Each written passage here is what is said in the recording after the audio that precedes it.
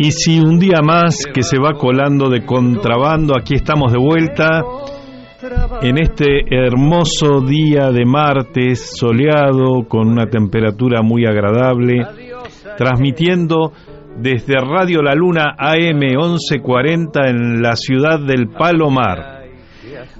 Así que bienvenidos a La Brújula, esta es nuestra edición 363.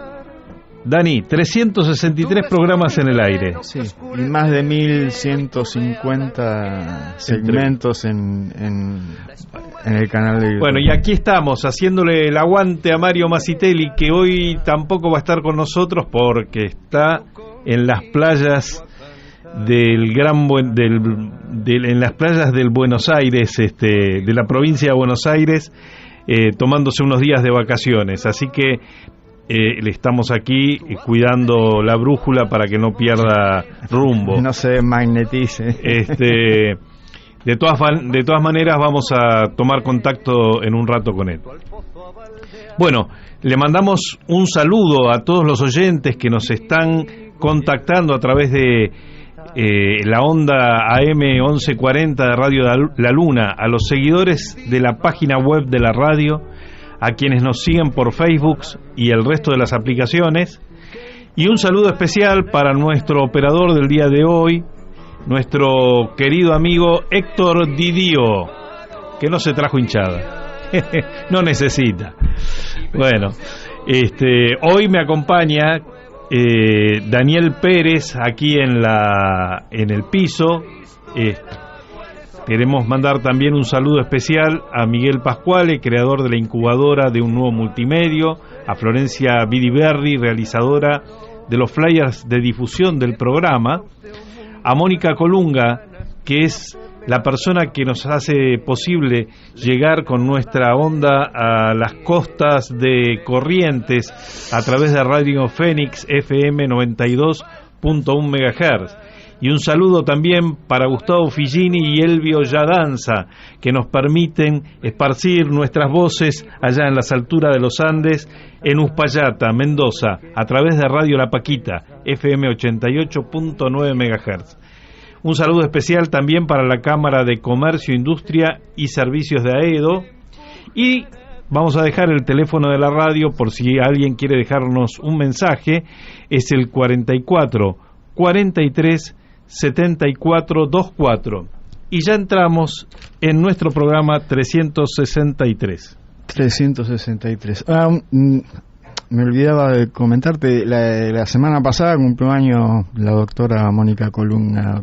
Fue un día que no salimos al aire, por eso no bueno, un enorme saludo a nuestra querida amiga, la doctora Mónica Colunga, abogada, militante por los derechos humanos y los derechos ambientales, y una persona comprometida con el quehacer de los correntinos.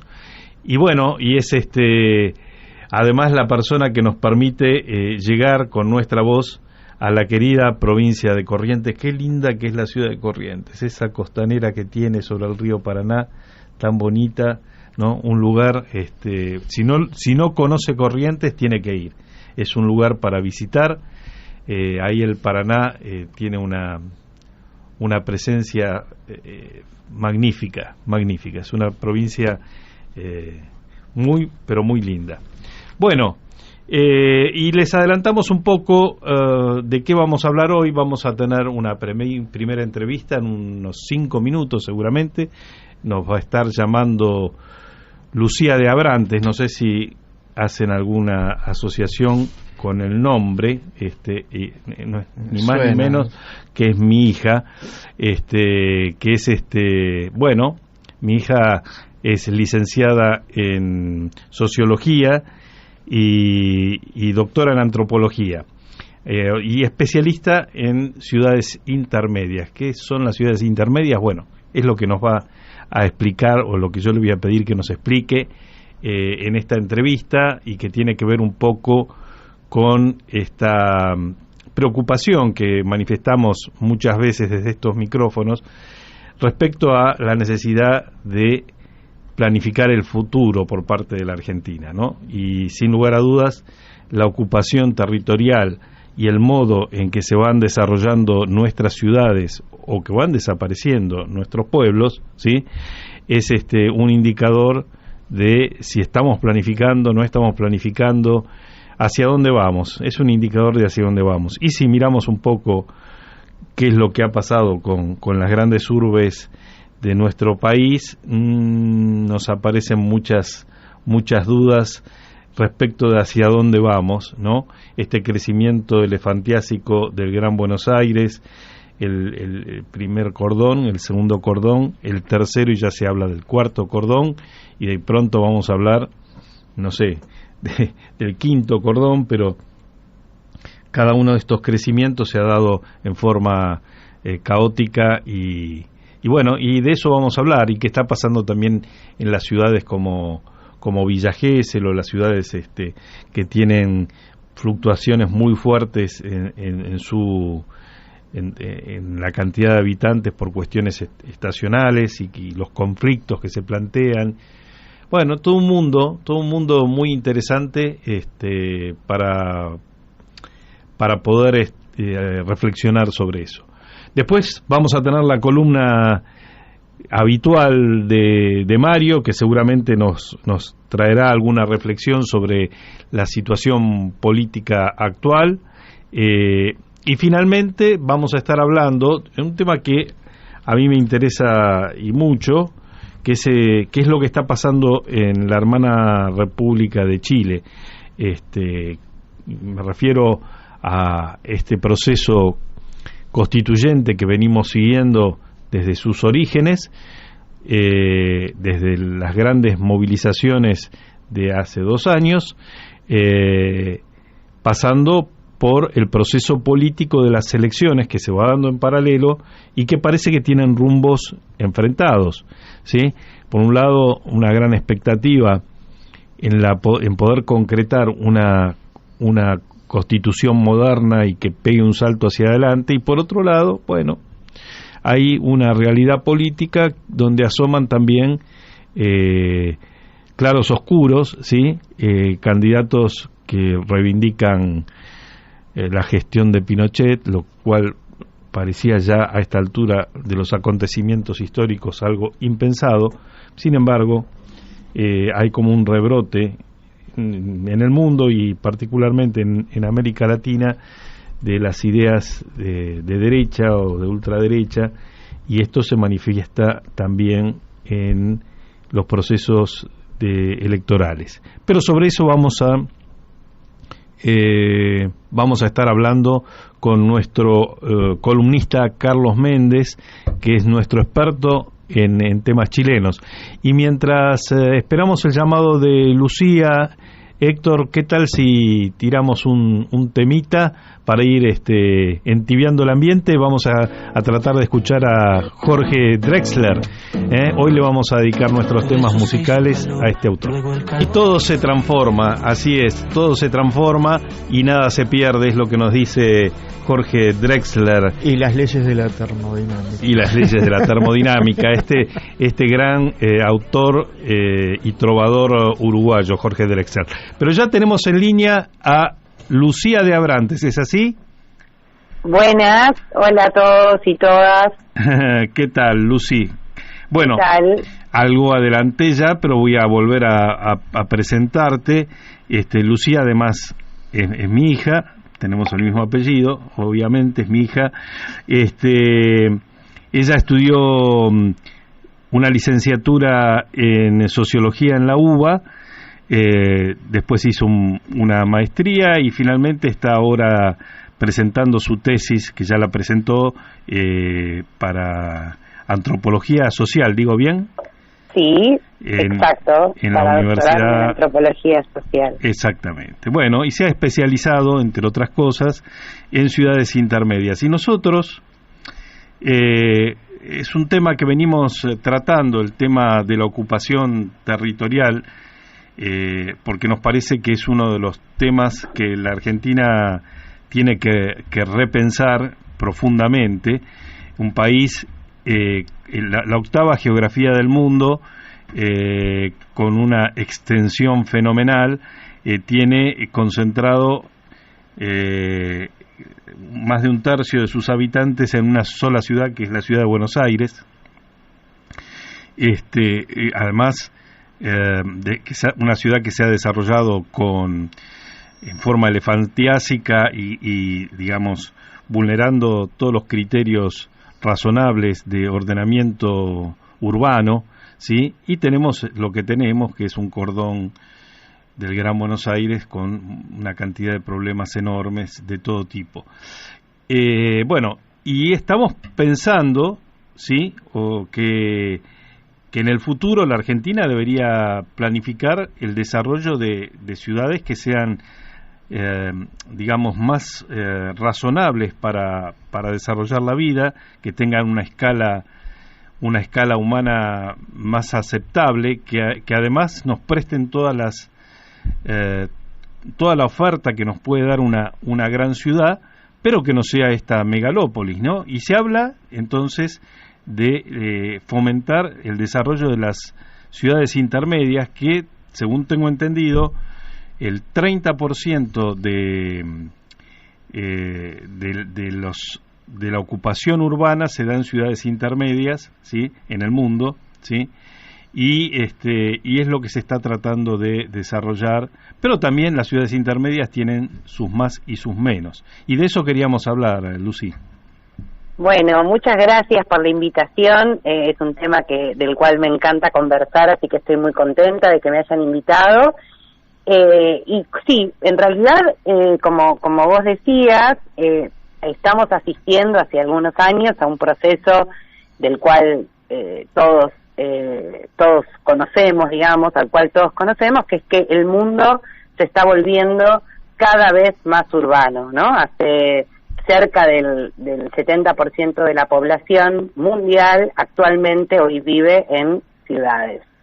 Pero como a contrapelo de lo que indica el sentido común, cerca de ese 50% de la población urbana vive en ciudades de menos de 500.000 habitantes, que desde ya hace algún tiempo comenzaron a llamarse ciudades intermedias. ¿Y qué son estas ciudades intermedias? Que en realidad hay una discusión como muy interesante sobre la definición, porque no tienen una definición cuantitativa muy clara. Eso depende mucho de digamos, de los estados nacionales, ¿no? Acá en la Argentina las ciudades intermedias por lo general van hasta los 500.000 habitantes, desde un rango que puede ir entre los 30.000 y los 500.000 habitantes.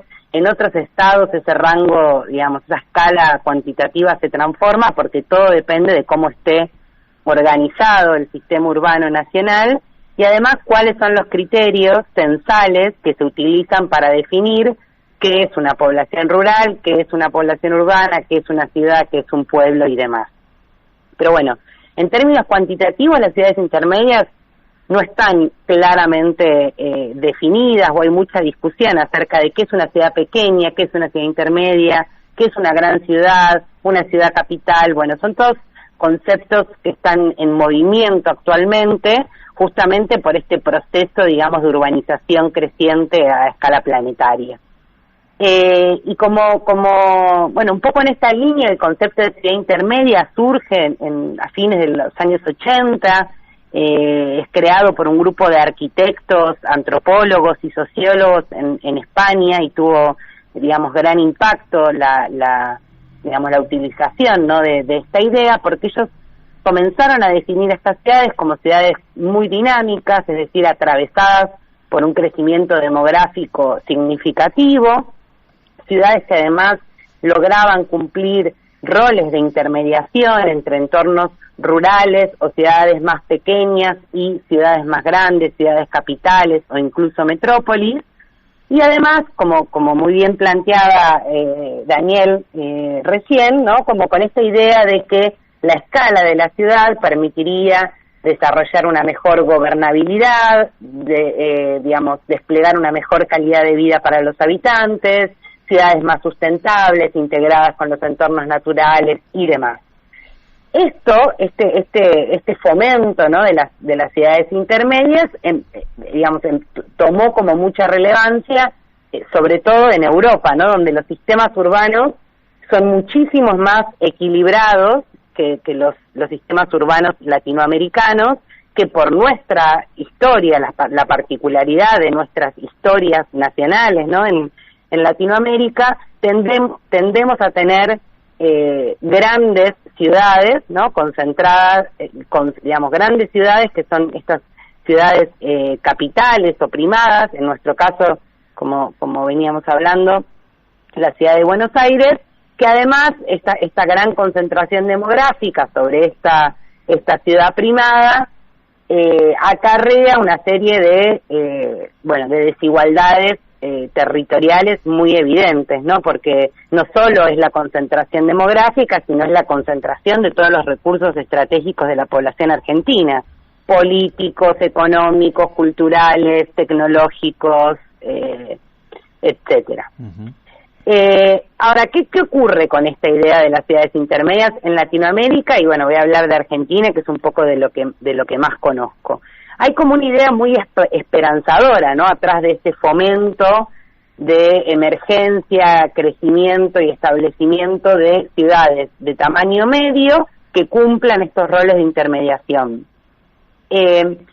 Nosotros si observamos, digamos, los números que nos brindan las pocas herramientas estadísticas que tenemos en la Argentina, porque eso hay que decirlo, digamos, es un país con grandes dificultades para la producción de datos estadísticos, sobre todo en lo que no es el área metropolitana de Buenos Aires, no está como todo concentrado ahí, como si lo que ocurre en el AMBA pudiese ser como extrapolado a cualquier otra realidad de la Argentina, que es un error como enorme, digamos, la ausencia, ¿no? Esto de políticas Uh-huh. estadísticas que nos permitan conocer otras realidades, más allá de la centralidad de nuestro país. Pero bueno, si utilizamos las herramientas que tenemos, que básicamente es el censo que se produce cada 10 años, porque la otra herramienta que es muy interesante, que es la encuesta permanente de hogares, se realiza solamente, que es una herramienta periódica, ¿no? Que nos permite tener información actualizada sobre cómo se va transformando y cómo va cambiando la población. Eso se realiza solo en grandes ciudades. Entonces contamos solamente con el censo. Y el censo no nos dice muchas cosas, pero sí nos dice que el crecimiento acelerado, no solo de la ciudad de Buenos Aires, sino también de su cordón, ¿no? Del área metropolitana de Buenos Aires en su conjunto, la ciudad más su conurbano, sigue creciendo, pero ese crecimiento tan acelerado, digamos, que empieza su máxima expresión es a partir de la década del 30, esto empieza a crecer a pasos agigantados. Bueno, hace algunos años eso se empezó a estancar, quiere decir que sigue creciendo, pero a un ritmo más lento. Y al mismo tiempo se empezó a observar que estas ciudades pequeñas y medianas empiezan a registrar un crecimiento intercensal, ¿no? De un censo al otro, mayor al crecimiento vegetativo de la población, que más o menos es del 9% en Argentina. Una pregunta para ir matizando la exposición. Sí. En general, la sensación que tenemos quienes no somos expertos en estos temas, y cuando caminamos fundamentalmente la ciudad de Buenos Aires, pero también algunas otras ciudades intermedias, es que este crecimiento se está dando en la Argentina particularmente de una manera muy desordenada, que nos lleva a que casi uno pensaría que no existieran los códigos urbanísticos. ¿Por qué? Exacto. Y si existen, pero se aplican muy mal. Sí, existen. En realidad, a eso iba, digamos, hacia ahí me dirigía. En realidad, se empieza a evidenciar que estas ciudades efectivamente están creciendo muchísimo, o sea, con una tasa de crecimiento de entre el 30 y el 50% para poblaciones de 20.000 habitantes que dupliquen su población, es un impacto, digamos, muy significativo, pero esos crecimientos, ese proceso de urbanización, de expansión de la trama urbana y de crecimiento demográfico se da sin ningún tipo de plan de ordenamiento urbano, digamos, sin ningún plan que organice ese crecimiento poblacional. Y eso genera muchísimos problemas. En Argentina nosotros tenemos una herramienta que es muy interesante, que son los planes de ordenamiento territorial, que, digamos, pueden ser utilizadas para conducir este tipo de crecimientos. No sé si saben más o menos de qué trata el ordenamiento territorial o quieren que cuente un poquito de eso. Sí, si podés ampliar un poquito. Dale, hacelo pensando en nuestra audiencia, que bueno, requiere bien, síntesis. Bien, el ordenamiento territorial, estos planes de ordenamiento territorial conducen básicamente u organizan, como su nombre lo dice, organizan el territorio. ¿Y eso qué quiere? ¿Cómo se organiza un territorio o cómo se propone a partir de esta herramienta organizar el territorio? A partir de una serie de variables. La variable ambiental, ¿no? De protección de ciertas áreas como necesarias para la sociedad, de ciertas áreas naturales, de ciertos recursos, etcétera. La variable económica, que es otra variable que hay que tener en cuenta para ordenar el territorio, y por supuesto, digamos, las variables que tienen que ver con los usos que se le dan, los usos permitidos que se le dan a la tierra, ¿no? Una la pregunta. tierra puede ser utilizada para, no sé, cultivo. Sí, no, cuando hablas de ordenamiento territorial, digamos, a mí me viene a la cabeza primero, bueno, el primer elemento es el mapa del país, ¿no? O sea, es la conciencia del territorio, que es ya el primer problema. Recién ahora... Es un problema justamente, ¿por qué? Porque es interesante esto del mapa del país. El ordenamiento territorial, en realidad, bueno, somos un país federal en el que algunas herramientas, digamos, se promulgan o se motivan desde la escala nacional, pero después queda, ¿no?, a discreción de las provincias y de los municipios, que son las distintas escalas, digamos, que nosotros tenemos de organización del territorio, la aplicabilidad de estas herramientas o el modo de aplicarlas. Entonces, son herramientas que se fomentan a escala nacional, pero después queda un poco sujeto a intenciones políticas o ciudadanas de implementarlas, ¿no? Y ese es un problema, porque justamente no nos permite esta herramienta pensar el mapa nacional. Sí, que sería el primer paso para una política de ocupación territorial, esta conciencia del mapa, y me parece que recién ahora muchos argentinos están descubriendo, se están dando cuenta que la Argentina, por ejemplo, es un país bicontinental.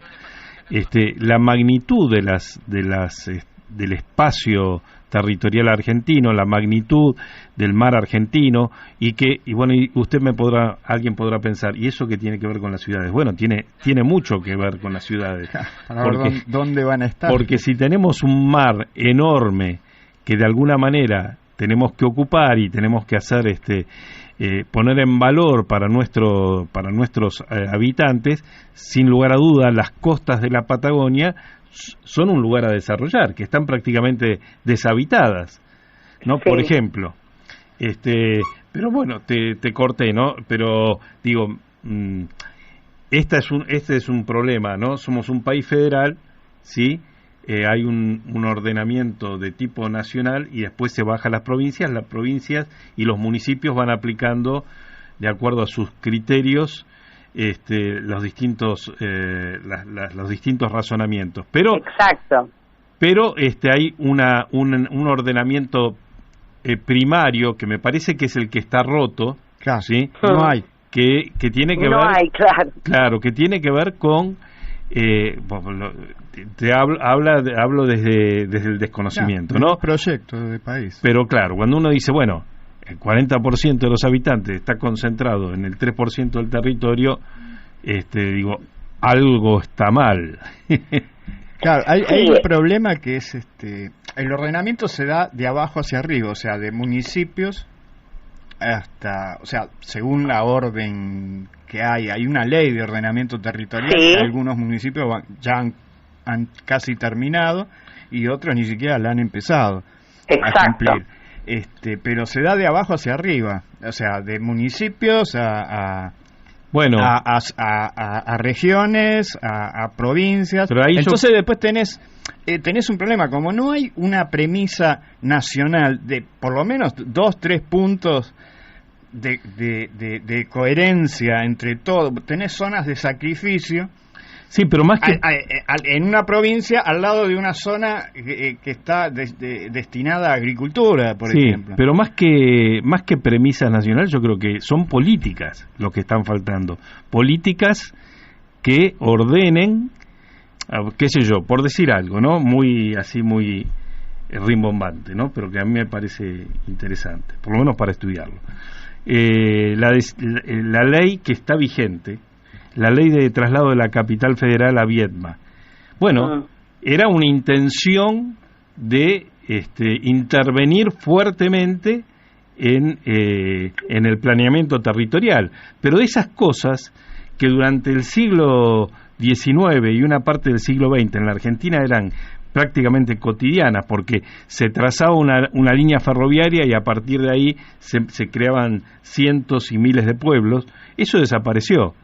Hoy prácticamente no se crean pueblos en un país que ha creado ciudades enormes como La Plata. Mira, yo te voy a comentar, hace un par de días atrás participé en un debate virtual acerca de cómo se llevó a cabo la colonización, digamos, en Estados Unidos, por ejemplo, y en Argentina.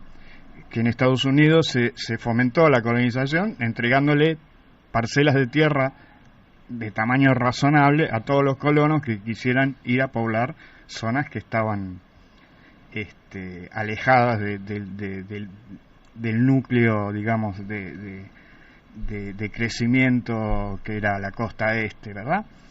Eso fomentó la formación de infinidad de pequeños pueblos alrededor de esas tierras que se iban colonizando y que después fueron ciudades, que fueron centros de polos de atracción. Acá, sin embargo, lo que se fomentó es el latifundio. Eso generó desiertos, lagunas poblacionales y concentración en pocas ciudades que fueron creciendo por un tema económico en distintas polos de desarrollo como la ciudad de Buenos Aires, Santa Fe, Córdoba, ¿sí? Pero el resto del país se fue despoblando por el latifundio, o sea, en lugar de que esas tierras fueran colonizadas de manera racional, lo que se generó es un desierto poblacional y la migración por la falta de acceso a la tierra.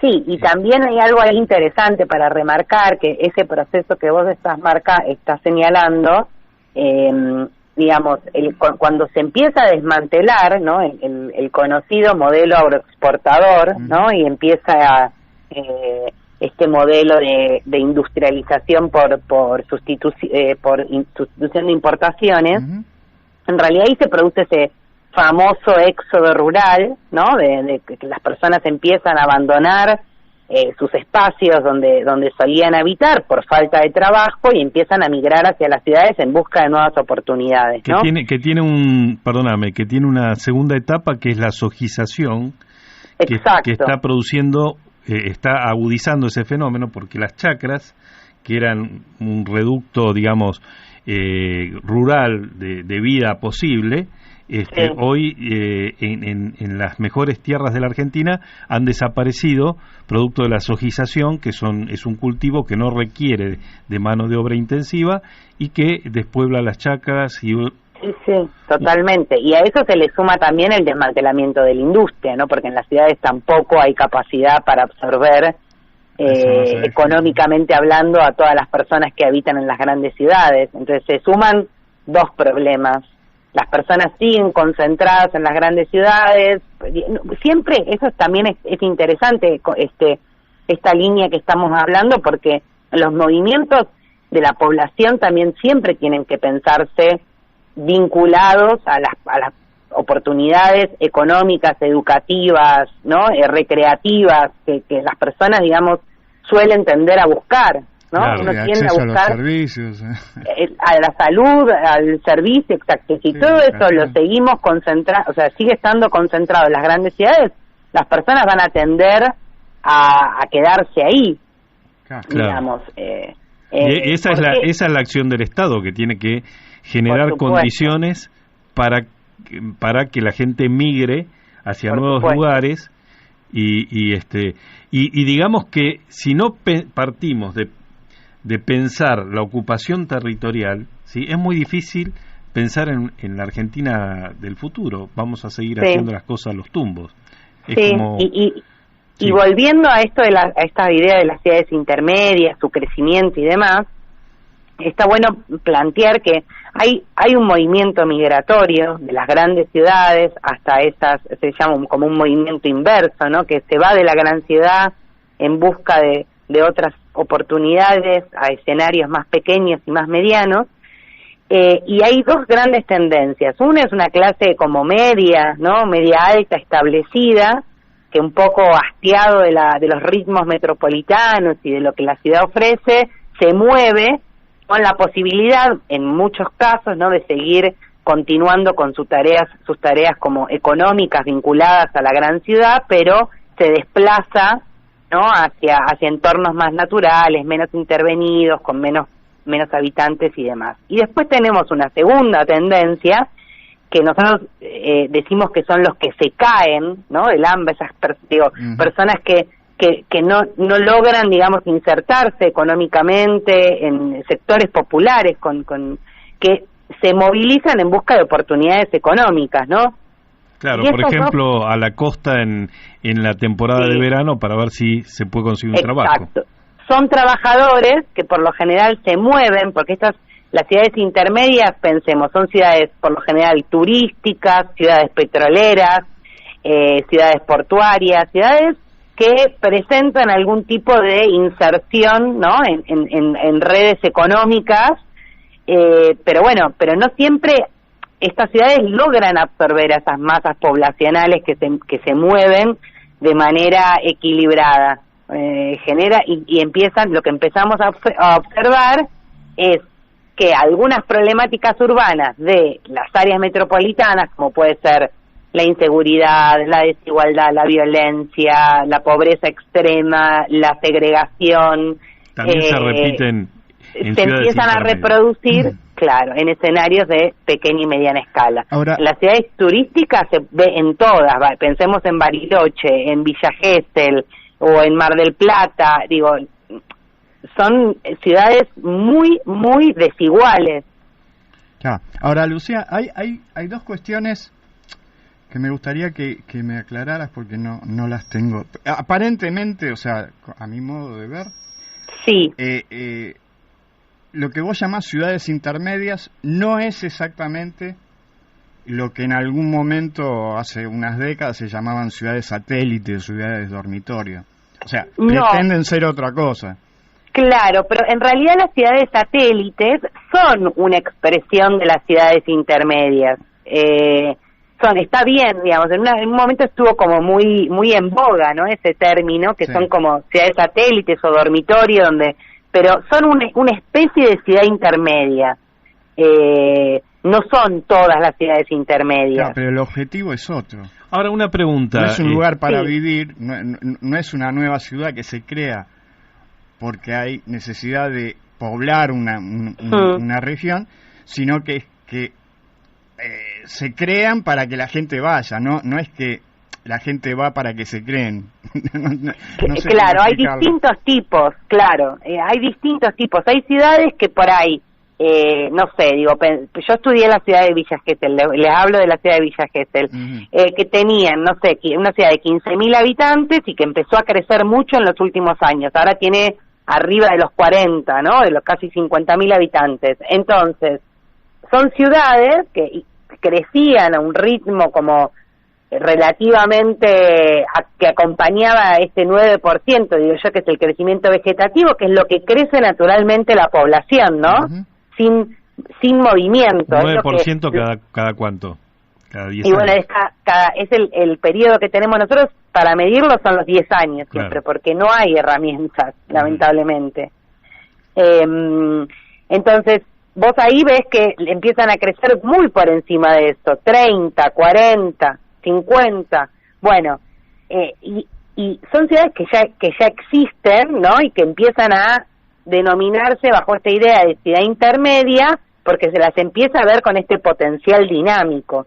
Y vamos a hablar, le decimos las academias del norte, ¿no? En Estados Unidos o en Europa, estas ciudades, bueno, se presentan como muy esperanzadoras, porque efectivamente al tener sistemas urbanos más equilibrados, donde hay muchas ciudades intermedias con universidades, con digamos, con hospitales, con aquellas oportunidades que las personas buscan, que es lo que estamos hablando, bueno, eso ocurre de una manera un poco más armoniosa y organizada.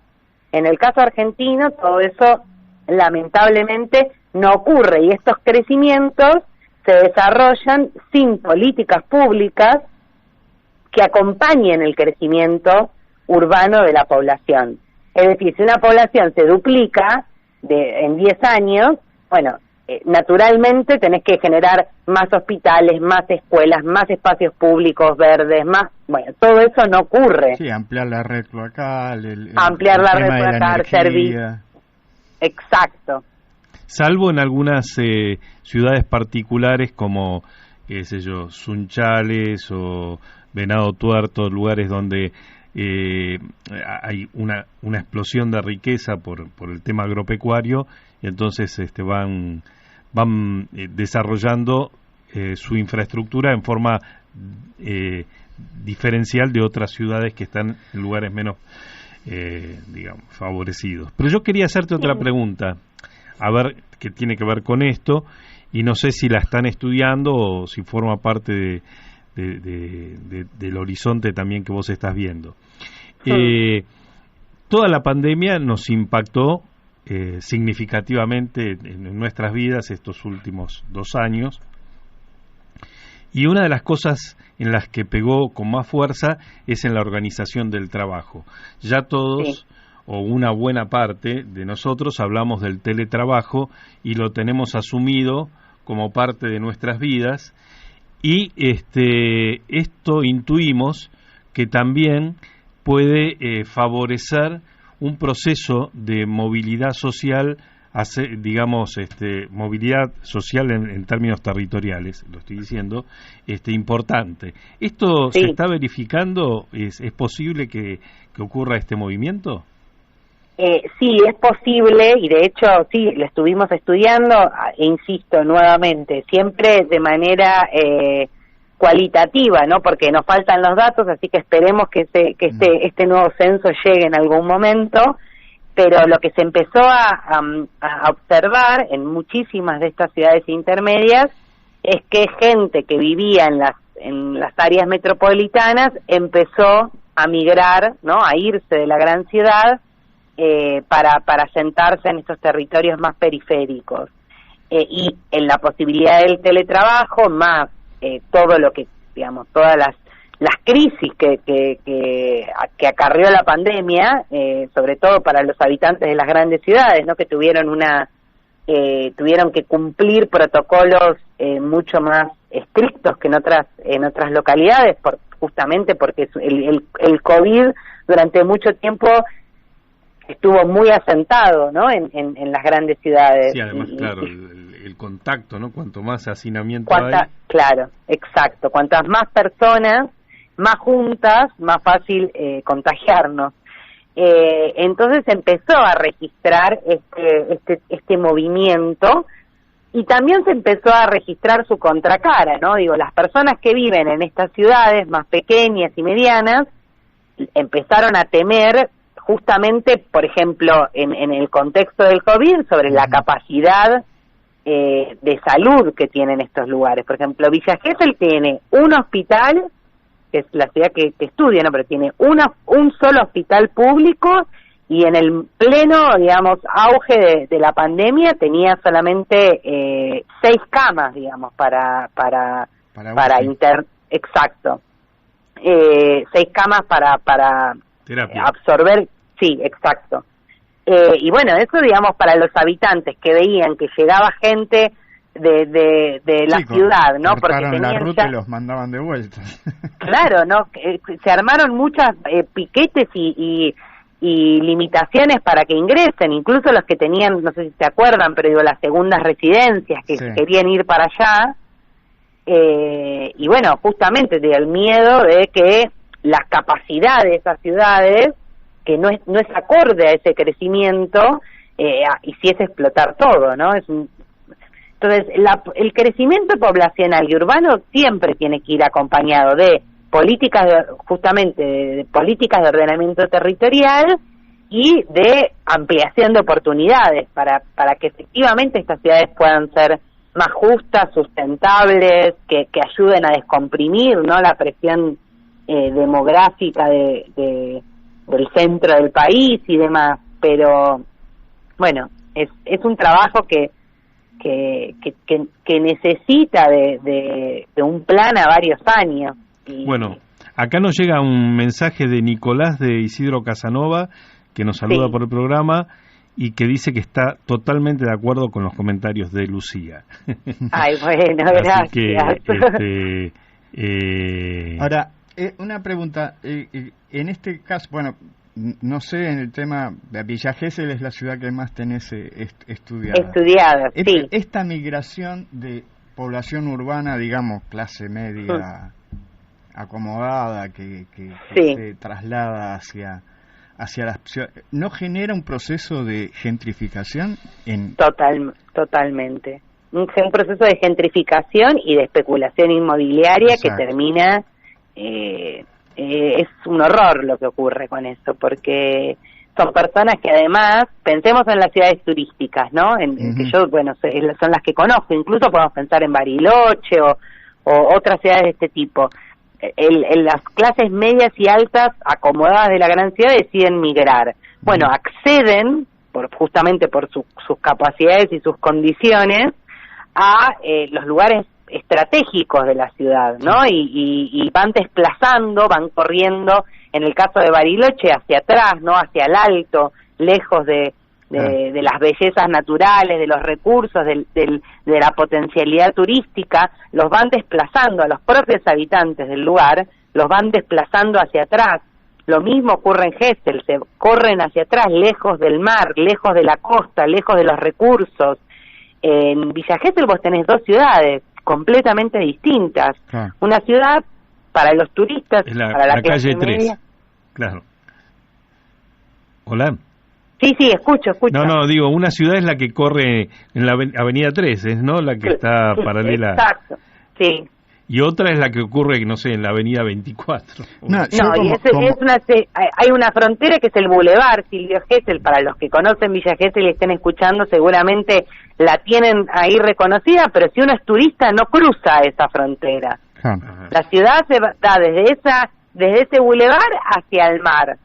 Y atrás de esa frontera viven quienes sostienen esa ciudad turística, ¿no? Los trabajadores que viven hace años allí y que no tienen, como comentábamos hace un rato, ¿no? Digo, no tienen, viven muchas más personas en mucha menos cantidad de metros, hay menos escuelas, hay menos espacios verdes, hay menos hospitales, hay menos centros de salud, hay más inseguridad, no entra la policía, bueno, digo, tienen menos frecuencia de transporte, bueno, es lo que ocurre, porque también el turismo sumado a estos movimientos de las clases medias y clase alta genera una especulación sobre el valor de las propiedades y el suelo que despoja completamente a los sectores populares de las posibilidades. Claro, yo lo viví personalmente. Estuve haciendo un trabajo sobre gestión territorial en la ciudad de Colonia 25 de Mayo, que está al sur de La Pampa, al suroeste, casi en la frontera con Mendoza y Neuquén. Sí. De la orilla del río Colorado. Bueno, ahí se dio un proceso similar, pero por otro motivo. O sea, no fueron las clases medias, sino que fue un cambio en la economía. Claro. Digo, era una colonia agrícola que estaba muy bien diagramada. O sea, tenía al norte, al oeste, digamos, tenía una zona de fincas, de quintas. Se hace muy buen vino 4, ahí 5, en Colonia 25. Sí, yo me traje de souvenir el vino local. Es el único vino que se hace en La Pampa. Sí. Después está la ciudad, muy bien diagramada, con muchos espacios verdes, diagonales, está muy bien hecha. Y más hacia el este había un pequeño barrio obrero, digamos, también, ¿no? De casa de material y todo eso. Pero cuando empecé a hacer el trabajo me llevó 3 años. Wow. Cuando empecé a hacer el trabajo, utilizábamos imágenes satelitales, y yo noté, ya en el segundo año empecé a notar algunas cosas raras. Como asentamientos se veían en las imágenes más hacia el este todavía, detrás de la parte de viviendas para la clase trabajadora. Y empecé a notar construcciones en lo que eran las zonas de fincas. Y eso se debió porque, claro, hubo un auge petrolero. Claro. Y cambió toda la economía del lugar. Entonces lo que era agricultura quedó totalmente destruido. Y empezaron a tomar la tierra los empleados de la industria de petróleo, de gas, que tienen unos sueldos espectaculares. Compraban las quintas, loteaban. Bueno, también hubo especulación inmobiliaria. Y además, como era una fuente de riqueza para la zona, que por lo general es muy pobre, porque hay muy poca producción ahí en esa zona, empezaron a migrar de toda la provincia hacia la zona este de la ciudad, y ahora hay una villa con prácticamente, creo que la última vez que estuve ahí fueron como 10.000 personas que estaban censadas. No, es que es impresionante esto que vos decís. La zona de quintas no existe más, ahora es como un country. Claro.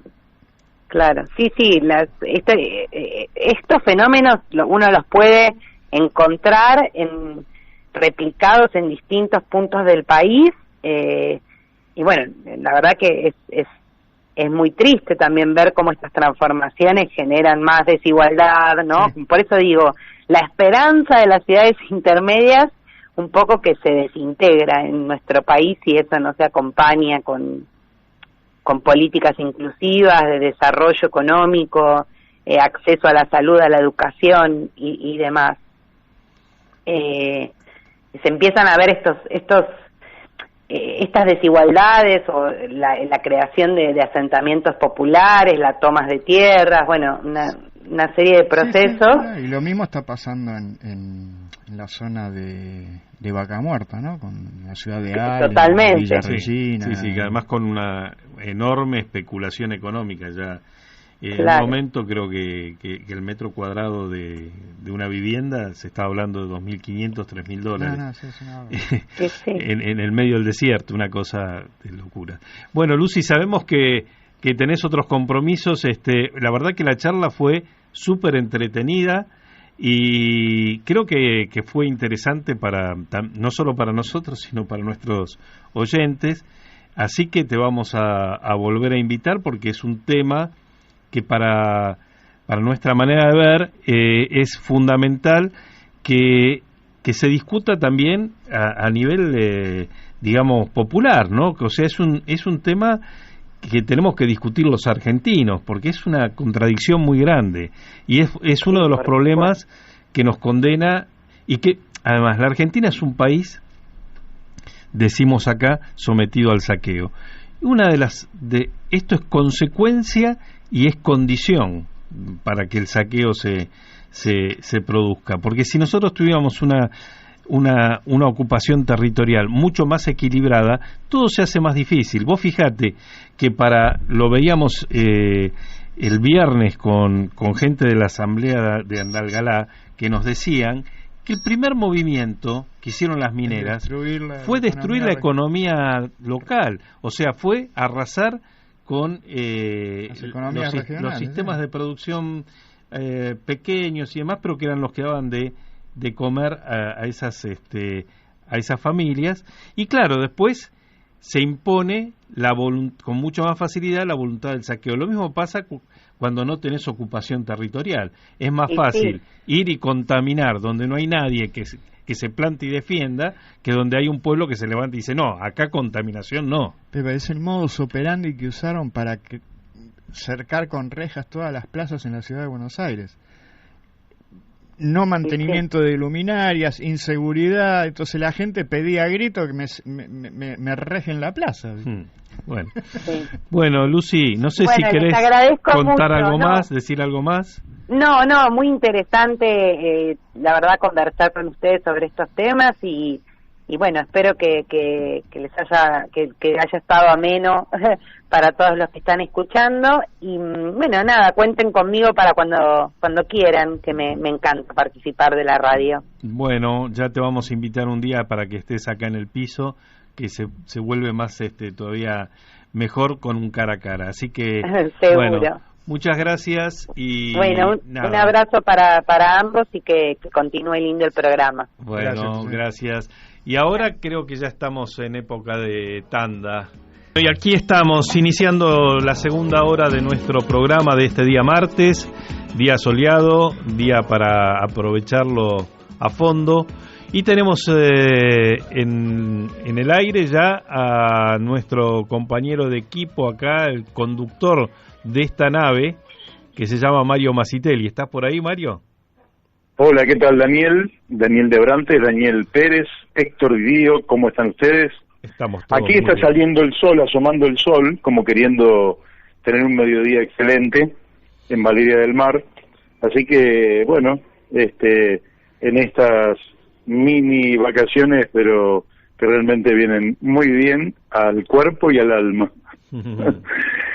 Bueno, acá estuvimos, no sé si escuchaste la nota anterior, la nota... Sí, le mandé, lo que pasa es que no salió porque la conexión a veces de internet no es la mejor, pero le mandé felicitaciones a Lucía, la verdad que me parece que es un aporte muy significativo porque uno de los grandes temas que va a tener que siempre planteamos nosotros, ¿no? La Argentina es un tema que ya a esta altura tiene que discutir, es la ocupación y el uso del suelo. Exacto. Es decir, no se puede seguir dominados por la miopía del negocio inmobiliario, que va haciendo un diseño espantoso de la ocupación del suelo, del uso del suelo, y además subordinados a un esquema heredado del siglo XIX que está caduco, de tenencia de la tierra, de propiedad absoluta de la tierra, de extensiones ilimitadas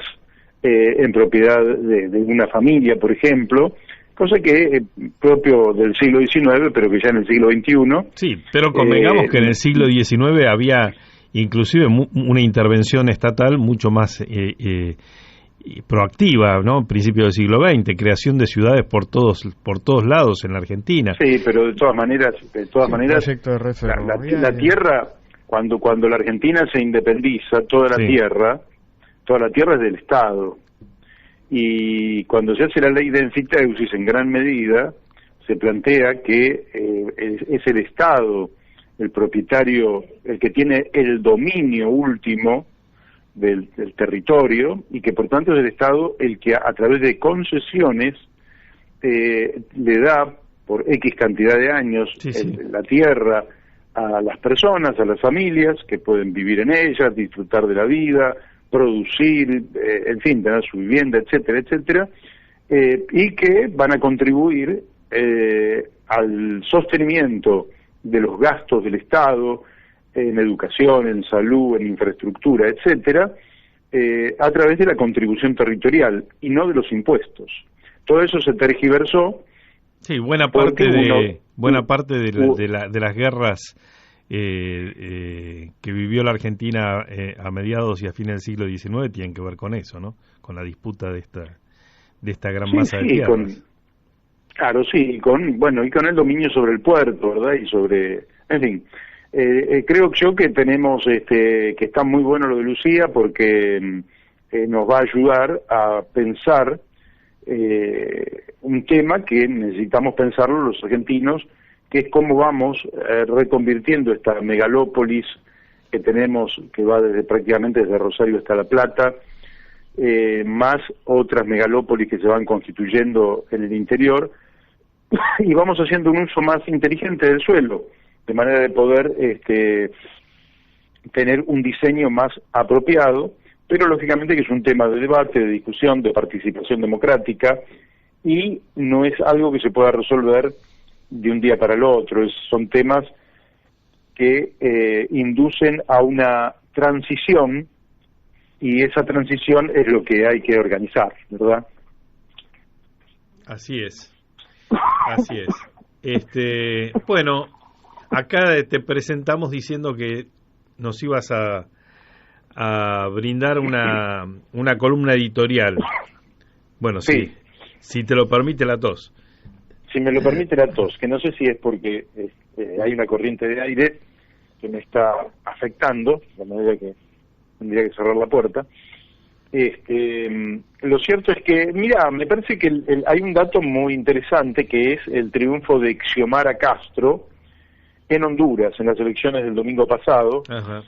Sí, claro. Por el 53,6% de los votos, de manera que desplazan a quienes han venido gobernando desde el golpe de Estado del año 2009.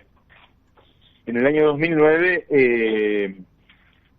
lógicamente, todos los golpes de Estado en América Latina en el siglo XX tuvieron una participación bastante significativa de los Estados Unidos. Esta es la realidad. Y los golpes de Estado del siglo XXI, que casi todos se olvidan, los golpes de Estado del siglo XXI también tuvieron una participación activa de los Estados Unidos, a veces más abierta, otras veces más encubierta.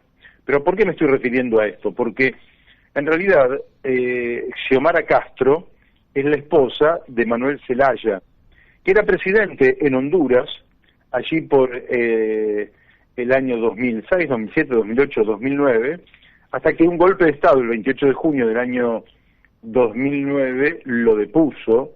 ¿Y por qué ocurrió esto? Bueno, básicamente ocurrió esto porque Manuel Zelaya, que venía del Partido Liberal en Honduras, era un hombre que originariamente empezó a implementar las políticas que recomendaba el Fondo Monetario Internacional, que lógicamente no lo llevaban a buen puerto.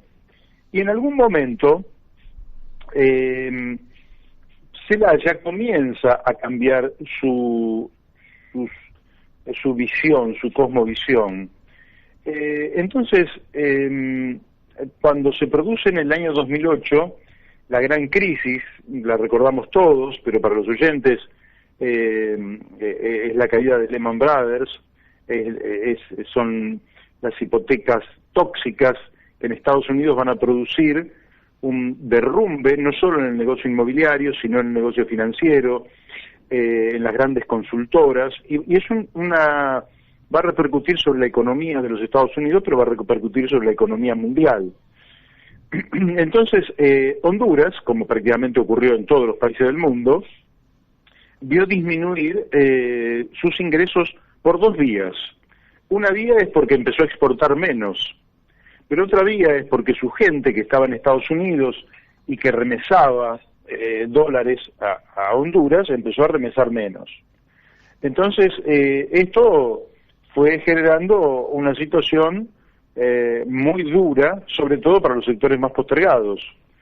Y él comenzó a cambiar, ya por el 2008 empieza a cambiar. Y empieza a volcarse al ALBA. El ALBA estaba en un gran momento en aquel momento. No olvidemos que también en aquel momento los precios de los commodities, en particular el petróleo se había ido a $145 el barril. Venezuela comenzaba a emerger realmente como un actor muy significativo de la mano de Hugo Chávez, y Zelaya comenzó a volcarse al ALBA. esta alianza, ¿no? Que tiene que ver con la conformación justamente de la unidad latinoamericana.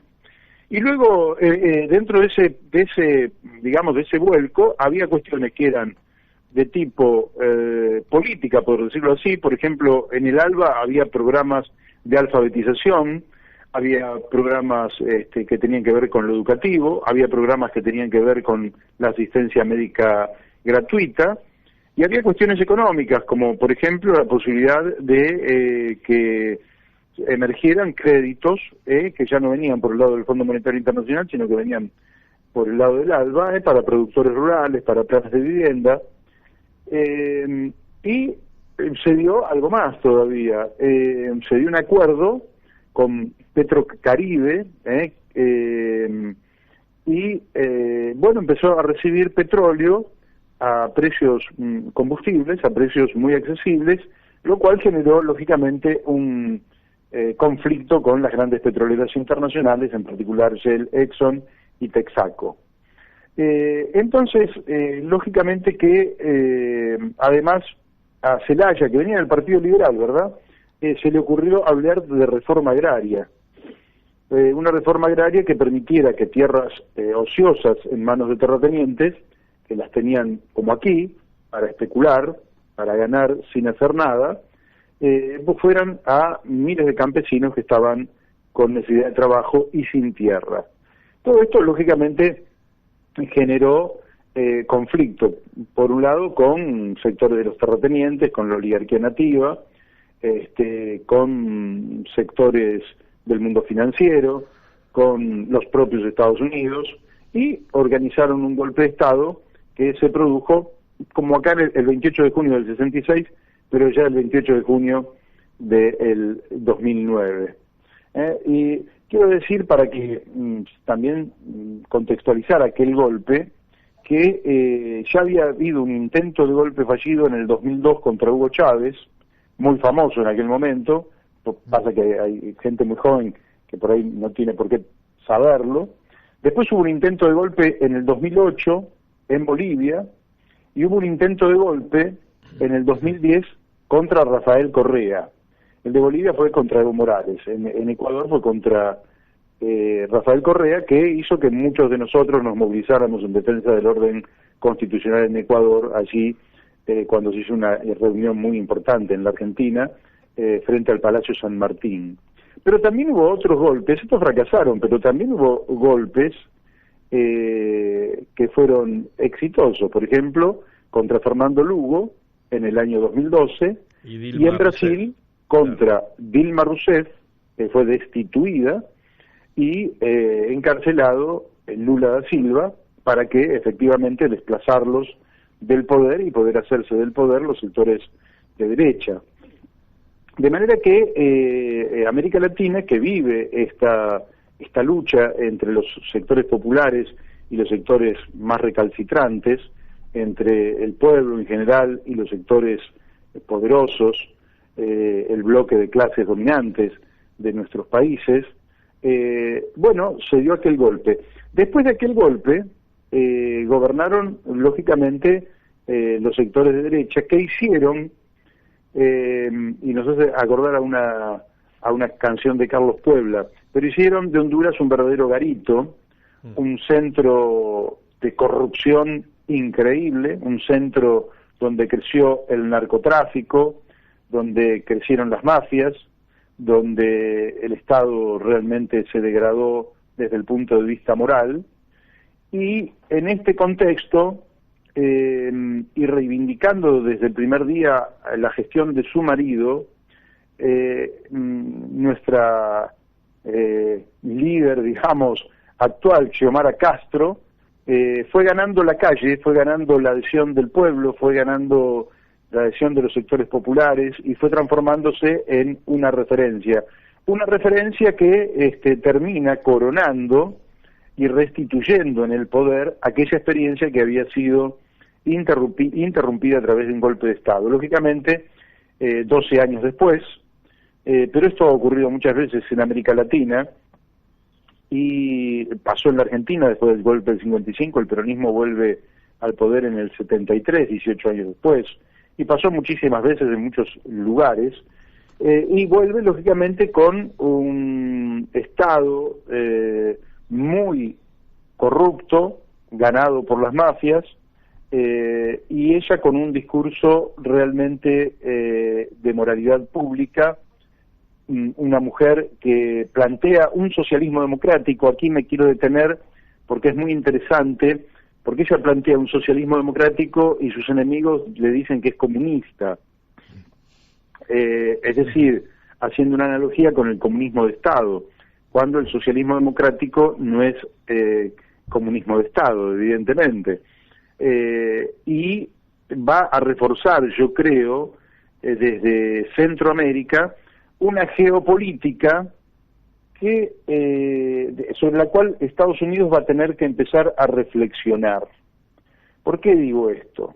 Porque me parece que Centroamérica, que ustedes saben que está constituida básicamente por 7 naciones, una que es Belice, sobre la cual tenemos muy poca información, otra es Guatemala, El Salvador, Nicaragua, Costa Rica, Panamá. Fíjense que hay pocos amigos de los Estados Unidos en este momento, porque no lo hay ahora en Honduras, no lo hay en Nicaragua, no lo hay en El Salvador, la situación no es la mejor con Guatemala, tampoco es súbdito de los Estados Unidos Costa Rica, y una zona donde siempre Estados Unidos tuvo una preeminencia extraordinaria, es una zona que le empieza a ser más distante, por eso va a tener que reflexionar. Estados Unidos tiene una base militar en Honduras, que efectivamente fue uno de los datos que me olvidé, donde Zelaya había planteado que quería transformar esa base militar de los Estados Unidos en un aeropuerto de naturaleza comercial y que la base se instalara en otro lugar. Ese fue otro de los conflictos que tuvo Zelaya ya por el 2008-2009. La base todavía está, pero me parece que Estados Unidos va a tener que reflexionar mucho porque hay un Centroamérica que, que es un hueso duro de roer para los Estados Unidos, porque ya no interviene como intervino a fines del siglo XIX y principios del siglo XX, que intervenía militarmente cuando no le respondían. Por otra parte, hay que pensar que Centroamérica tiene un actor muy cercano, que al norte es México, México es el gran país que separa a Centroamérica de los Estados Unidos, y que también tiene un gobierno de naturaleza progresista, un gobierno, en fin, que yo creo que va a terminar realizando transformaciones estructurales en México, no tanto por la materialidad, sino por el cambio de mentalidad que va a generar en cientos de miles de personas, que son los que en el futuro van a conducir México, y creo que por tanto hay allí una esperanza muy grande. Al sur, lógicamente, limitan con Colombia que también está en un proceso de cambio importante, y Estados Unidos, que tiene que busca por todos los medios derrocar al gobierno de Maduro. Evidentemente tiene ahí una zona que no le resulta para nada grata. Y me parece que lo inteligente de Estados Unidos es ir abandonando, qué es lo que hubiera ocurrido si hubiera ganado Bernie Sanders, cambiar esta política de que ellos son el imperio y tienen que subordinar a todas nuestras naciones y nosotros tenemos que estar al servicio de ellos, y que ellos son el pueblo elegido y son el guía de Occidente, y que tendría que cambiar esa mirada a Estados Unidos e ir a una mirada donde efectivamente se lo puede considerar el país, y lo es de hecho, el país más poderoso, el país más avanzado de América, pero en lugar de cumplir un papel de subordinación, tratar de cumplir un papel de amistad y de sociedad que permita a todas estas naciones, y también a nosotros, aquí en el extremo sur del continente, progresar en un marco de justicia social. Si Estados Unidos aceptara este papel, este rol, lógicamente cambiaría la actitud de muchos de estos gobiernos que hoy confrontan con los Estados Unidos, porque evidentemente los Estados Unidos pretenden que nosotros subordinemos nuestras riquezas, nuestra sociedad, nuestros pueblos y todo lo que nos acompaña, que lo subordinemos a el interés de sus grandes corporaciones multinacionales. Y creo que creo yo que en esta puja que existe, en esta lucha que existe, hoy podemos decir que tenemos una gran noticia.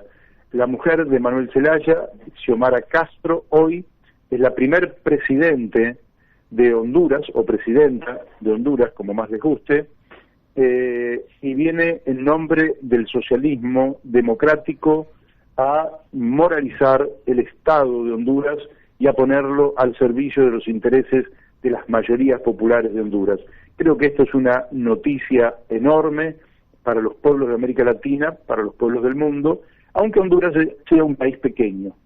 Aunque Honduras sea un país pequeño, repercute moralmente como si fuera un país gigante, y nosotros desde aquí, desde nuestro humilde programa de radio y desde este Cono Sur en el que estamos, le enviamos un hermoso saludo y los mejores deseos para que Honduras pueda empezar a darle respuesta al dolor y la injusticia que sufren millones de sus habitantes. Así que, creo que a veces Daniel dice que no damos buenas noticias. Bueno, hoy creo que podemos estar dando una buena noticia, porque en el mundo también se producen buenas noticias.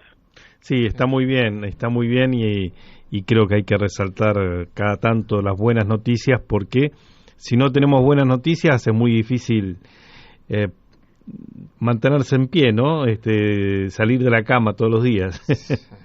Sí, bueno, yo creo que va en uno también el hecho de asumir cada día con optimismo, sabiendo lógicamente que las cosas son dialécticas, ¿no? Y que además el prisma con la que se miren hacen que se vean de un lado o del otro lado, pero efectivamente nosotros aspiramos a una democracia plena para América Latina, y democracia plena decimos una democracia que desborde los límites de la participación electoral y lógicamente genere democracia económica, democracia social, democracia ambiental y democracia cultural. Uh-huh. Si avanzamos hacia allí, creo que los pueblos de América Latina pueden tener un futuro muy promisorio y superar esta etapa en la que estamos hundidos, que no es de las mejores. Sí, igual el desafío de Honduras es enorme, por múltiples motivos, pero no sé si recordás que en la década, no sé si fue a fines del 70, mediados del 80, del huracán, sí. Estados Unidos le dio el mismo estatus migratorio a los hondureños que a los cubanos, o sea, cualquier hondureño que pise suelo de Estados Unidos automáticamente le otorgan la residencia. Ese generó una migración impresionante, hasta el punto sí. de que no sé si la primera o la segunda fuente de ingresos de Honduras son las remesas que llegan de Estados Unidos, lo que generó un clientelismo, no un clientelismo, pero sí una decadencia social que generó todo este tema de las maras y o sea, la sociedad hondureña está muy castigada, pero aparte tiene una conformación muy decadente al interior, ¿no? La dependencia de los dólares que mandan los familiares de Estados Unidos, el desempleo, la delincuencia, la sobrepoblación de las cárceles. O sea. Convengamos que toda la región estuvo sometida a procesos de violencia que también la marcaron fuertemente, ¿no? El Salvador, Nicaragua, Honduras, Guatemala, ¿no? Países, que vivieron. Bueno, los desafíos, ustedes saben que cuando se llega, el que llega tiene los desafíos. Claro. Y se llega porque las cosas no están bien, si no los pueblos no cambian. Si las cosas están bien, los pueblos prefieren mantenerlo existente. Evidentemente allí Xiomara Castro va a tener que lidiar con muchísimos problemas, sí, efectivamente. Al mismo tiempo, al abordar los problemas desde otro ángulo, la posibilidad de resolverlos se ensanchan. Hay mucha emigración, efectivamente, de Honduras hacia Estados Unidos. No sé si en los últimos tiempos no era uno de los mayores países donde había migración, como dice Daniel, a tal punto que, bueno, que buena parte de las migraciones que intentó parar Donald Trump en la frontera de Estados Unidos a través del muro no provenían solamente de México, sino que provenían de Centroamérica y en particular de Honduras. Ahora, también es cierto que es un país con 9 millones, más de 9 millones de habitantes, en una superficie que, para que ustedes tengan idea, es una superficie de algo así como 112.000 kilómetros cuadrados, que vendría a ser un tercio de la provincia de Buenos Aires, o quizás como una provincia como quizás Mendoza, por ejemplo.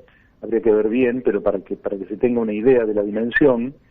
Y Mendoza tiene 1,5 millones de habitantes, y ahí tendrías más de 9 millones de habitantes.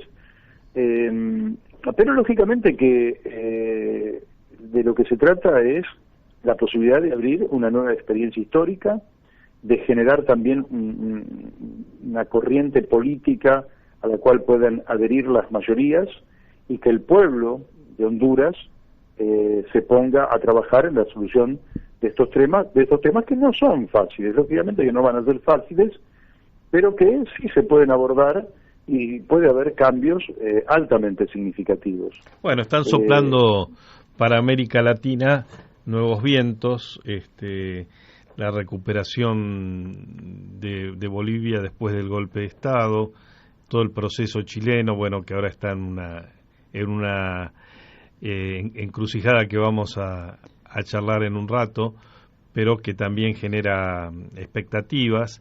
El proceso en Brasil, que parece que se está revirtiendo y que seguramente, si Lula llega a presentarse como candidato, es muy probable que gane las elecciones. O sea, América Latina está en movimiento.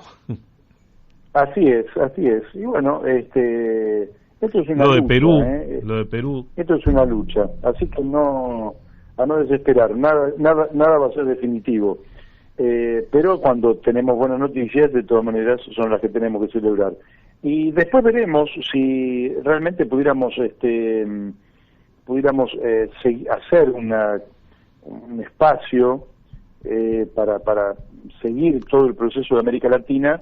Yo creo que para nosotros sería muy interesante, y para nuestros oyentes también, si por ejemplo para los días martes podemos empezar a brindar un pantallazo, un panorama, un informe sobre la latinoamericano, situación de América Latina. Bueno, ya tenemos a nuestro amigo Carlos Méndez, que ya creo que estará por ingresar a las líneas de la radio, con el que venimos siguiendo muy en detalle el tema chileno. Pero bueno, sí, querías cerrar tu nota, Mario. No, ya los dejo con Carlos Méndez. Voy a seguir escuchando el programa, voy a almorzar y voy a seguir disfrutando mi estadía en Valeria del Mar. ¿Hay delivery? Realmente el tiempo está mejorando considerablemente, y yo creo que tenemos un país increíblemente hermoso, un país maravilloso, que si podemos llevarnos bien con él y entre nosotros, qué bien se puede vivir en la Argentina. Y como les decía ayer, lo más interesante es que lo más importante no tiene precio. Así que los dejo para que sigan con Carlos Méndez. Les mando un fuerte abrazo. Un abrazo, Mario. Y no sé si lo tenemos a Carlos en línea, no llamó todavía. Bueno, podemos poner un temita musical, que ya en segundos seguramente va a estar Carlos con nosotros. Y así hacemos el pase escuchando a Jorge Drexler, el uruguayo, uno de los grandes también trovadores de nuestra América. Y qué linda la cultura de la trova en toda América Latina, ¿no? desde Argentina. Bueno, ayer estuvimos con Van der Mole, hoy con Drexler. Bueno, seguramente vamos a seguir en los próximos días con autores latinoamericanos. Y mientras esperamos la comunicación de nuestro columnista en temas de Chile, Carlos Méndez, ¿sí? Vamos a aprovechar estos minutos para charlar un poco sobre la actividad cultural en la ciudad de Buenos Aires, ¿sí? Ciudad que siempre se ha caracterizado por una vigorosa presencia de las actividades culturales de todo tipo y que, bueno, actividades a la que la pandemia golpeó fuertemente, pero afortunadamente se está recuperando la cantidad de obras de teatro en escena, se están recuperando también la cantidad de espectáculos. Todavía los espectáculos de grandes convocatorias están siendo escasos, ¿sí? Porque, entre otras cosas, también ha pegado, además de la pandemia, la crisis económica, y pagar una entrada para un espectáculo se está volviendo también un poco vidrioso. Estoy buscando, pero no encuentro. Tenía una hoja. En la última hoja. No. Tenía una hoja con unas sugerencias, pero bueno, después en todo caso de que hablemos con Carlos Méndez se los paso, porque la verdad es que empieza a ver ya con el verano, con la flexibilización de la pandemia y con las ganas de salir y de digamos de producir eventos culturales, empieza a haber en Buenos Aires cada vez más oferta. Pero ya lo tenemos en línea a nuestro columnista de los días martes sobre la realidad chilena, nuestro amigo Carlos Méndez. Buenas tardes, Carlos, ¿cómo estás? Daniel, ¿cómo te va? ¿Qué cuentas? ¿Cómo te ha ido? Bien, muy bien. Y bueno, ¿cuál Daniel? Estamos los dos Danieles acá, Daniel Pérez y Daniel 1, Daniel 2. Bueno, yo conozco a De Abrantes, que conozco a personas. ¿Y cuál es el otro? Daniel Pérez. El otro es Daniel. Ya nos conocemos, pero por WhatsApp. Sí, claro, sí, Daniel, hola, ¿cómo estás? ¿Qué tal? Que es la persona que sostiene las redes de esta brújula, que bueno, se ha ido ganando un espacio también en YouTube. Excelente. Y en algunos lugares. Bueno, estábamos muy interesados en tu columna porque yo te hago una breve introducción y después vos lo desarrollás como te parezca. Por favor.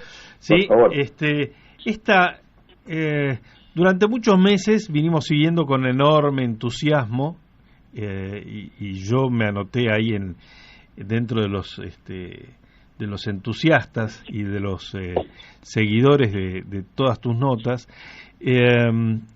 con enorme entusiasmo digo el proceso de la constituyente en Chile, ¿no? Que recordamos a nuestros oyentes que en Chile se está desarrollando un proceso de redacción de una nueva constitución y hubo todo un proceso de gestación muy importante que incluyó enormes movilizaciones prepandemia, que derivaron en una elección de constituyentes y que están en la labor de construir la constitución más nueva que vamos a tener en el mundo. Porque el primer paso fue el plebiscito. El plebiscito, exactamente. Claro.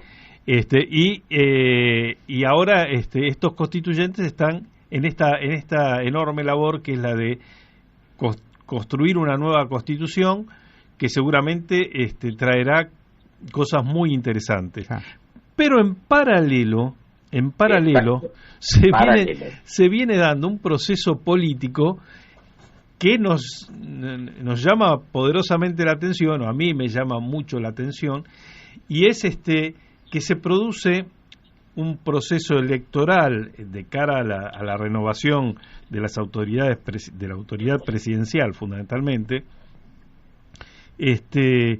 que en Chile también es por doble vuelta, no hay una primera elección y los dos candidatos más votados van a un balotaje, donde hay algunas particularidades. La primera, digamos, que también había ocurrido en la elección de constituyentes, tiene que ver con el rol de las coaliciones tradicionales o de los partidos tradicionales que han sido desplazados, ¿sí? Por nuevos actores políticos, ¿sí? Que no se alinean en los partidos tradicionales o en las coaliciones tradicionales. Y la segunda novedad es el triunfo de un candidato, el triunfo en primera vuelta y con menos del 30% de los votos, o sea que todavía es algo que se está por resolver, la elección final, pero digo, de un candidato con una impronta de derecha muy marcada y con algunos rasgos que son y que eran medios impensados por lo menos para los que estábamos observando unos meses atrás, como por ejemplo la defensa de la gestión de Pinochet, que nos parece algo que viene, digamos, a contrapelo de la historia.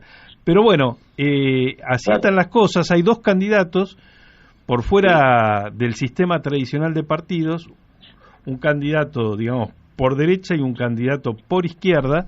La particularidad del candidato de izquierda es su juventud, tiene 34 años, y todo esto configura un escenario muy interesante. Ahora, sí. ¿Cómo se va a desarrollar esto? Ahora sí te dejo para que nos cuentes. No, perfecto. No, mira, muy interesante tu introducción. Yo quiero aclararles a Daniel Pérez, Daniel de Abrante, que yo durante todas las columnas que he realizado a través para ustedes aquí y junto con ustedes La Brújula, yo he aprendido un montón porque si ustedes se han dado cuenta, mi reflexión e información no es la de la prensa tradicional, la escrita, la que se da acá en Argentina. Claro. O sea, ustedes se han dado cuenta que nosotros vamos siempre mucho tiempo más adelante sobre las cosas que están ocurriendo en Chile. Exacto. Muchas. O sea, más al hueso y más. Claro, incluyendo, por ejemplo, el conflicto de la zona sur de acá de Argentina, que nosotros la comentamos muchos meses atrás, lo que se produce ahí, digamos, con esos grupos indianistas o indigenistas. Pero vamos a lo actual. Tú hablabas, Daniel, del paralelo, sí. La cuestión es, lo sui generis, lo particular es que hay un poder paralelo, emergente. Bueno, pongámosle emergente, sí, es el poder de la Convención Constitucional. Es decir, mientras se desarrolla el poder, ¿no es cierto?, por todos conocido, ¿no es cierto?, de la política contingente, hay un poder emergente que está preparando una nueva Constitución. Entonces, la cuestión es cómo influye esta que tú estabas señalando, esta elección presidencial, también fue parlamentaria, la que hubo el 21 de noviembre, cómo influye en lo que va a ser la redacción de la nueva Constitución. Bueno, en ese sentido es muy influyente. Mira, nosotros con un grupo muy reducido de compañeros hemos hecho la siguiente reflexión.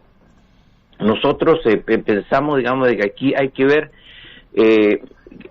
los escenarios que se presentan para la Constitución. O sea, en el fondo esta Convención Constitucional va a ser el factor permanente.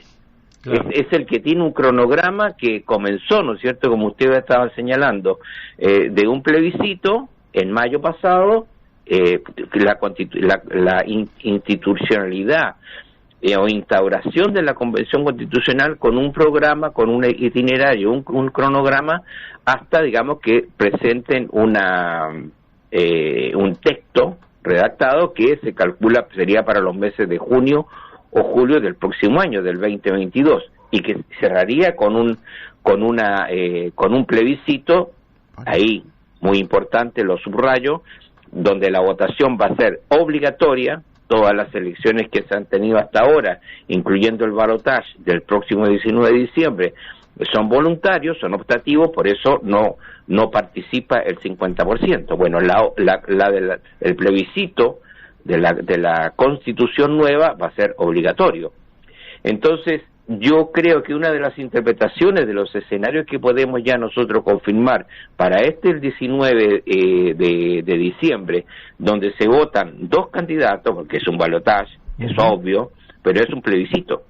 Claro. Es un primer plebiscito, o podemos decir un ensayo plebiscito del cual será la probabilidad o las expectativas de la nueva Constitución. Son esos los factores que se están internos, están pendientes. Entonces por eso nosotros encontramos una polarización, una radicalización tan firme, yo diría extrema, pero sí son firmes de la postura. En el caso del candidato de la derecha, extrema derecha, pero ya no es tan extrema porque se le han sumado todos los otros sectores de derecha, que si lo sumamos aritméticamente de acuerdo a la votación de la elección recientemente pasada, estarían en el orden del 53%. Sobre un 40% de electores, ¿no? Que es el otro dato ahí. Claro, menos del 50% de electores. Entonces, pero ese candidato es de valores, representa valores de los años 50. Si ustedes escuchan lo que él transmite, su pensamiento, y bueno, nosotros también acá tenemos en la Argentina gente que tiene, digamos, es sector importante de gente que tienen valores de los años 50, o 50 y medio, porque en los 60 ya es algo un poquito más moderno. Entonces, que él represente, hegemonice a toda el conservadurismo, a lo retrógrado, incluyendo el pinochetismo, por supuesto, es algo bastante extremo. Y por lo tanto, en el sector el candidato ese se llama Kast, José Antonio Kast, J.A.K.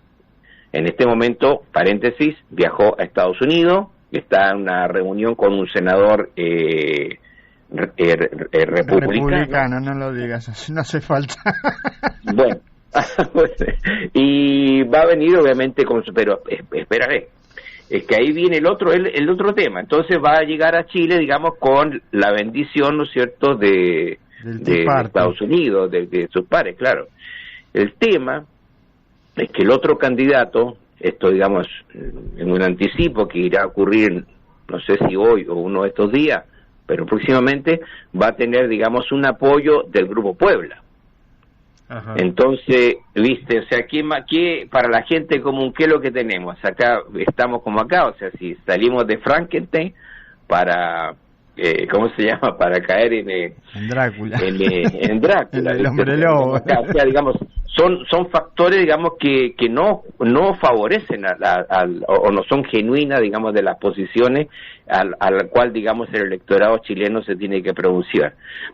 Entonces, viendo los escenarios, candidato 1, candidato 2, triunfante, ahora en diciembre, la inestabilidad va a continuar. No va a significar un despegue de una serie de situaciones que están ocurriendo en Chile de inestabilidad y de ingobernabilidad en varios sectores del país y de la población. O sea, el problema comenzando por el norte, de la inmigración ilegal, que digamos eso permitió que el candidato de la izquierda, Gabriel Boric, que no lo había nombrado, no ganara en esas regiones, sino que ganaran los candidatos más, este candidato que el nombre Kast, y otro más, digamos, que es una novedad, que es Franco Parisi, que sacó la tercera fuerza electoral. Entonces, ese es un problema. El otro problema en la zona sur es en la zona de la Araucanía, los constantes enfrentamientos que existen e incendios intencionales en varios sectores, en varias zonas rurales. Es otro problema de inseguridad y de ingobernabilidad que está también existiendo en el país. Si a eso sumamos la pandemia, si a eso sumamos, digamos, toda la situación económica producto de la pandemia, es algo que el nuevo gobierno, sea el gobierno A o E, no la va a tener tranquila, no va a ser algo, digamos, factible. Entonces tenemos esos dos escenarios, pero a eso agregamos lo siguiente, si bien... ¿sí? Te hago una pregunta. ¿Están especulando con que una mayor afluencia a las urnas puede mejorar la posición de Boric o eso es totalmente incierto? Vamos a terminar con eso, ¿eh? Bueno. Vamos, porque yo creo que eso es lo más incierto. Exactamente. Entonces, el tema, bueno, el candidato que gane el 19 de diciembre, y aquí está, digamos, hay este interreño entre esa fecha y el 11 de marzo, cuando asumen las nuevas autoridades, es un espacio muy incierto entre diciembre y marzo, que son obviamente los últimos días, las últimas semanas, los últimos meses de Sebastián Piñera. Pero al no haber nuevas autoridades, el tema, digamos, va a ir en bastante afloje. Y lo único que hay permanente, que hay constante, es lo que yo he señalado anteriormente, en la Convención Constitucional, ese poder emergente que está determinado, va a estar determinado por los resultados electorales, y además, y con esto termino esta parte, Danieles, está el asunto del Congreso Nacional. El Congreso que asume el 11 de marzo del 2022 es un Congreso que está en un empate técnico. O sea, ya sea el presidente que asuma, no tiene mayoría obviamente para los proyectos de ley que ahí y los debates que se tienen que dirimir. Entonces es una situación bastante, no digamos particular, sino que fundamentalmente diferente a la que se está viviendo en estos momentos, donde la oposición, porque podríamos decir que representa a Boris, tiene una mayoría relativa en diputados y también en el Senado. Entonces estamos ante un problema bastante... Hay un retroceso, digamos que es un retroceso. ¿Y cómo me decías que después nos ibas a contar respecto de la afluencia de cómo puede impactar una mayor afluencia a las urnas? Mira, eso no es tan seguro, digamos que porque las mayorías que no votaron son de las poblaciones, de las comunas, mejor dicho, de las comunas populares. Pero además, en las comunas populares ganó el candidato a la derecha. Entonces hay que ver, digamos, por la imagen que este hombre presentó. O sea, él presentó una campaña basada en temas, no obtuvo el triunfo por los temas valóricos, que son bastante retrógrados y conservadores, sino por los temas referentes a la gobernabilidad y al tema de la violencia y la inseguridad, que obviamente que lo que él promete, ¿no es cierto?, y se compromete es con una política fuerte, una política, digamos, si no lo dice anunciamente represiva, pero sí con el uso, digamos, de la institucionalidad de las policías. Es ese el tema, o sea, digamos, el programa que también se ha dado acá, ¿no es cierto?, el tema del narcotráfico, el tema de la violencia callejera, el tema de la delincuencia. En vez de ver los problemas sociales, se aboca fundamentalmente a tratar el tema de la seguridad pública. Claro. Es eso lo que la ventaja relativa que tiene en este momento CAS se basa en ese tema. Y en el otro sentido, digamos, el candidato Boris había sido bastante flojo en esta materia, pero ha retomado, vamos a hacer ahora, no se trata de ser positivista, sino que de narrar lo que sucedió la semana recién pasada, es que el candidato Boris, de la izquierda, ha podido aglutinar una cantidad importante de sectores de centro-izquierda, que no estaban obviamente en su campaña, porque los sectores, los candidatos de la centroizquierda en la elección presidencial fueron derrotados. Llámese Marco Enrico Minami y la candidata demócrata cristiana y de la exconcertación Yanna Proboste. Entonces son candidatos, digamos, que sean candidaturas y más bien sectores políticos, fuerzas políticas que sean, eso es lo más novedoso de la semana pasada, que se han inclinado sin condiciones a apoyar a Gabriel Boric en este balotaje presidencial. Y te hago una pregunta, porque bueno, eso parecía casi que era un movimiento que naturalmente se iba a dar porque por la distancia, porque de enfrente no tenía un candidato de centro derecha, sino que tenía un candidato con un perfil claramente de derecha y bueno, era natural que esta aglutinación se produciera. Pero la pregunta va referida a lo siguiente. Boric tiene un perfil y una posibilidad de constituir gobernabilidad en un futuro gobierno. Bueno, muy bien, esa es la cuestión. O sea, esa es la apertura, es la apertura que ha hecho Gabriel Boric. O sea, recordemos que la frase aquella de no son 30 pesos, sino son 30 años, era una crítica a los gobiernos de la centroizquierda de la Concertación, claro. Llámese al Partido Socialista, sí. Al Partido Radical, al Partido Demócrata Cristiano, al Partido por la Democracia. En concreto, crítica, digámoslo con nombre y apellido, a los gobiernos de Ricardo Lagos y de Michelle Bachelet. Claro. Lo que se ha producido, estimados Danieles, la semana pasada, y esto hay que relevarlo por su importancia, se ha producido un reencuentro. O sea, incluso algunos lo califican como un reencuentro familiar, un reencuentro entre abuelos, padres e hijos, o nietos, como llamemos. O sea, ha habido esa apertura, primero, digamos, por parte de los mayores, de ofrecer un apoyo sin condiciones, y por otro lado de parte de la juventud. Estamos hablando de gente que oscila, digamos, la actual, además que ahí viene el cambio generacional, eso no lo subrayamos, claro. De los políticos que ahora tienen entre 30 a 40 años.